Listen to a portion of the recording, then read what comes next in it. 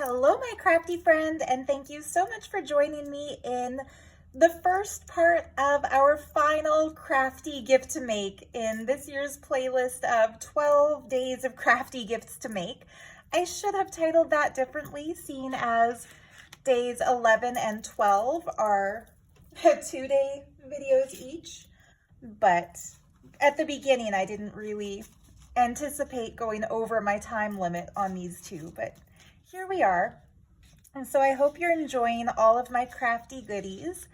Yesterday, I fussy cut all the beautiful fashionable haute couture looking outfits that Kat Stone painted for the paper doll that she made, which is just gorgeous.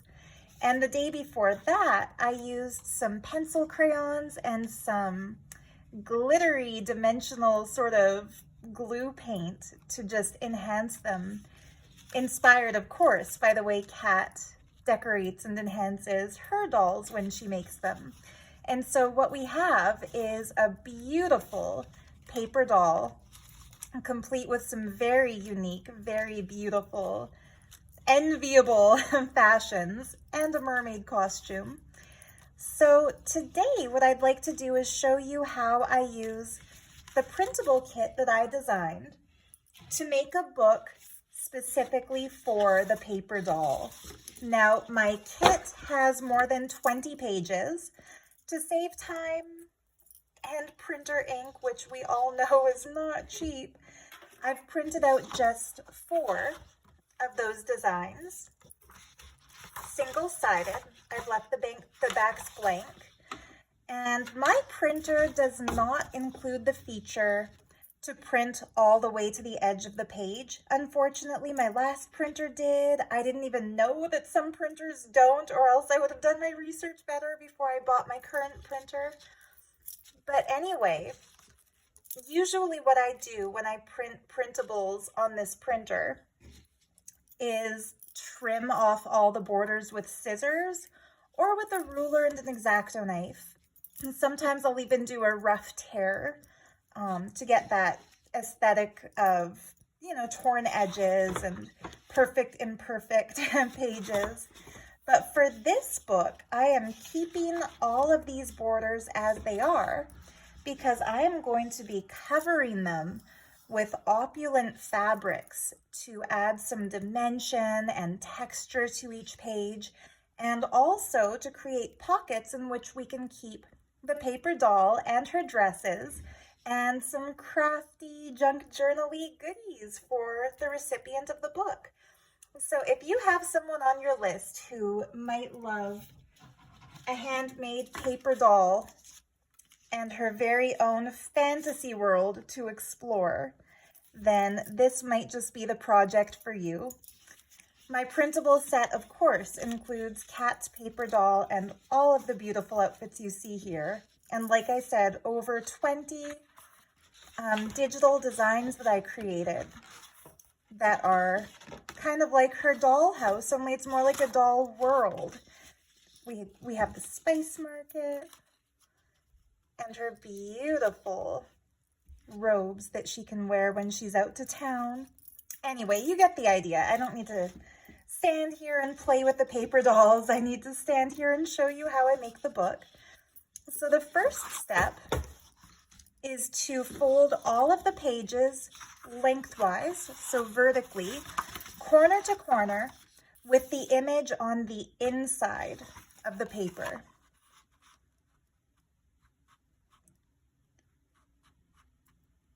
It took me a while to figure out how I wanted to use these printables because when I first designed them, I'll go over that with scissor edges afterwards to really sharpen it.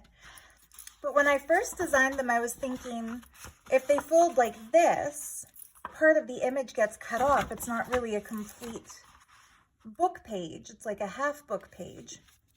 And so I started to think through different ways I could do this. One of the ideas I came up with was maybe print 2 copies of each and put them next to each other so that when the book opens, you get the complete scene, but on 2 papers. However, that would have made them, well, double the amount of pages, double the amount of printing, so not very cost effective. And it also would have made the books incredibly bulky and hard to work with.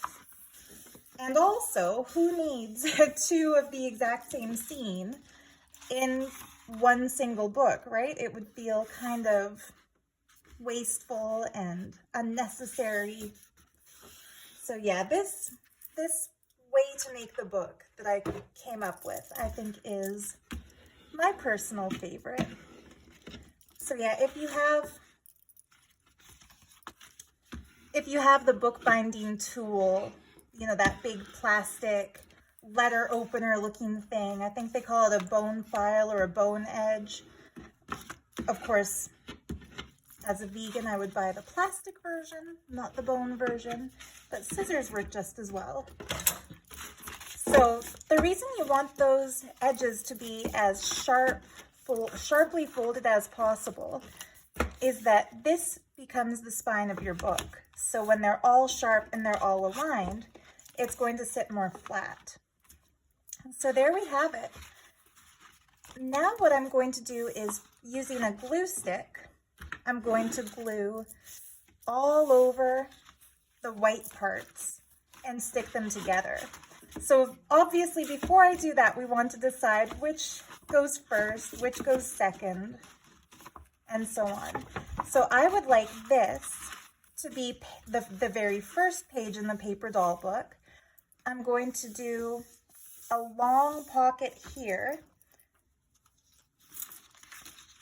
that the doll can be in so that she's ready to step outside into the world. Page 2 can be the spice market where she goes to visit. Let's see, page 3, maybe after spending a day at the spice market, our paper doll goes to a concert performance where maybe she's the performer. Great excuse to dress up, isn't it? And then last but not least, at the end of her busy day at the spice market and dancing on stage or singing on stage, she goes home to her mystical, beautiful Bedouin tent, complete with crystal ball, fireplace, candles, Himalayan salt lamps. Like, this would be my dream tent too, wouldn't it? So yeah, that's the order I want the book. I think it tells a nice story. So the first page I'm going to leave as it is, because once the book is all put together today, the step I'm going to take next, I don't think it'll be tomorrow, FYI. Tomorrow I've got pancake day with my mom, and we do that every Wednesday. So I'll be in my peak filming hours. I always like to film in the daylight just because I think it looks better on camera. Even though it's a little too bright today, I'm sorry about that glare. But yeah, during the peak filming hours tomorrow, I will not be home. So yeah, the final craft with me day is going to be one day late. So yeah, luckily the glue is a little bit forgiving if you have to lift it up and reposition it. You want these to be lined up as close to perfect as possible, but if they're not completely perfect, it's not the end of the world, since, oops, the fabric borders we use are going to really make it lovely no matter what. And once again, you see how things are harder to do on camera than off. But at least there we have it. Page 1, page 2. Make sure I'm still in order here. And you don't need to be too perfect with the glue application either, because the textile borders and decorations and pockets that we're going to add tomorrow, or sorry, the day after tomorrow. You know what? Let's just go ahead and say Friday, because I'll film the day after tomorrow, which will be Thursday. and that means I will be uploading the next day, so Friday. So bear with me, it's going to be a little bit of a gap, but the textile pieces that we add to this tomorrow are also going to help permanently seal together these pages. So the gluing is, this part of the gluing is really just to ensure that it doesn't feel loose and flip-floppy when we attach the fabric.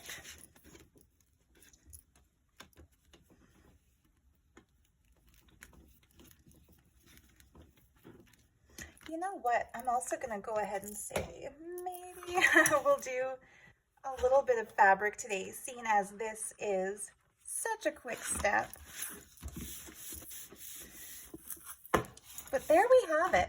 So obviously, if I was making the book with every single print in the set, it would be many, many pages like this, but this is exactly how I assemble it. Super easy. I definitely recommend doing this on cardstock, not on regular paper, because that way the pages are strong enough to hold the fabric that we'll be adding to them. Just a little bit more glue where needed. But yeah, that is that. So for the cover, I was thinking of doing a little bit of heavily embroidered Indian fabric that has just a really, really cool sort of folk vibe that kind of looks like it would suit the aesthetic of our doll. So I'm going to step away from the camera for a moment to grab that. And I'm thinking we might as well just do the cover for today. So let's see.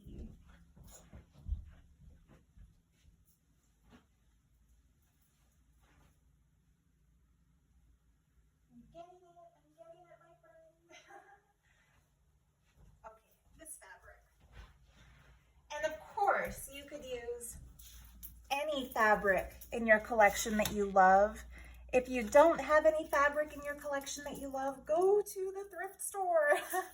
Go thrifting if you should be so lucky as to have a nearby thrift store, because I have found fabric similar to this one in the section that includes bedding, pillowcases, home decor items. And you're going to want to cut it large enough that it's going to fit both the front and the back cover.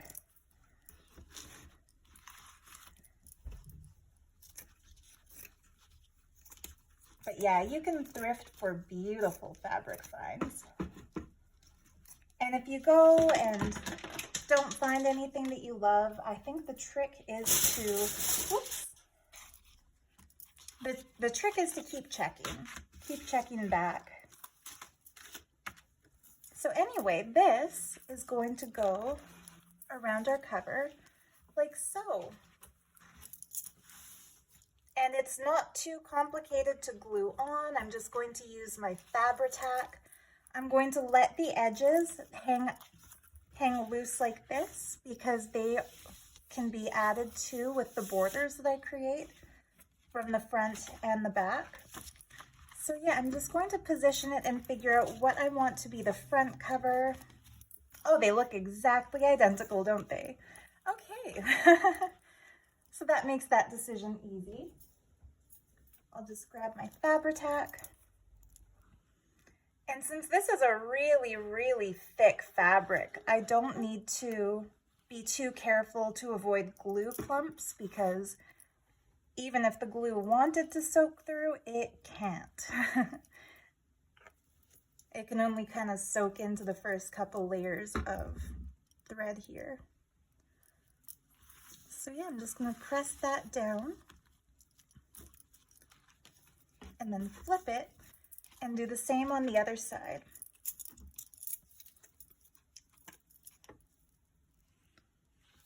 So yeah, I hope you've been enjoying these crafty videos. I know I've had fun making them. More fun than I would have thought I'd have since I kind of struggle a little bit to do my crafting while the camera's rolling.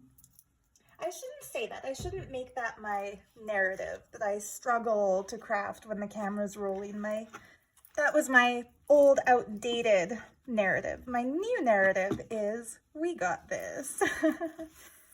It's possible. There we go. So now, that's the front. First page, second page, third page, and the back. So really, really easy and very, very pretty. I'm going to consider that for the border on this page. What do you think? No, it doesn't really go with it. So yeah, I'll have to end the video here for now, just simply because I thought this was going to take me longer than it did. And I haven't yet decided exactly which trims or fabrics I'm going to use for all the different borders in here. So I will pull those fabrics out, film that step the day after tomorrow, and then get back to you to show you. The only part I want to show you right now is this pretty pink and gold trim that the lovely May sent me from Saudi Arabia. And it is just, or wait, did she? No, I think this was from Kat. Nope, Kat Stone herself, the creator of these gorgeous paper dolls. She sent me this trim. I just put it in the same baggie as some beautiful trims from May, so I'm sorry about the mix-up. But she sent me this trim, and it is the perfect trim to complement this page here. That's like a stage made out of rose quartz and gold. So yeah, that's the only one I've decided on so far.